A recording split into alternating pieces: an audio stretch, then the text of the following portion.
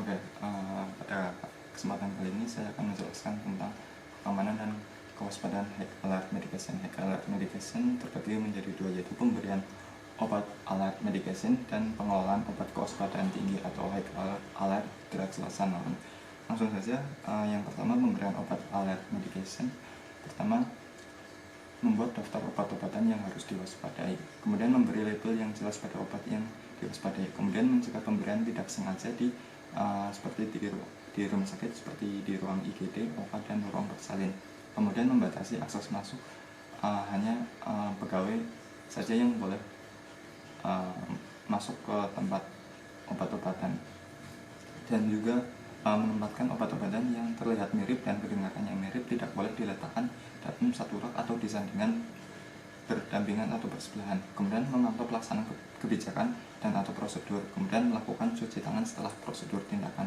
Kemudian yang kedua yaitu tentang pengelolaan obat kewaspadaan tinggi, yaitu pertama persiapan pertama mengulang instruksi dengan jelas, kemudian mengecek nama pasien, nomor RM, asal pasien dirawat, tanggal dan waktu instruksi, kemudian nama obat, dosis, jalur pemberian, dan tanggal pemberian setiap obat, kemudian kecepatan atau durasi pemberian obat.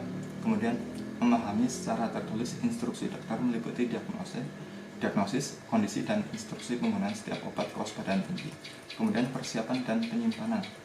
Memahami obat kewaspadaan tinggi diberikan berdasarkan perintah dokter tertulis dalam lembar resep dan disimpan pada kotak obat tiap pasien. Kemudian memastikan bahwa semua tempat penyimpanan harus diberikan label penandaan yang jelas. Kemudian terakhir tentang pemberian obat, yaitu melakukan pengecekan terhadap semua obat kewaspadaan tinggi sebelum diberikan pada pasien, dan kemudian melakukan identifikasi pasien secara verbal dan mencocokkan dengan gelang identitas pasien saat sebelum memberikan obat.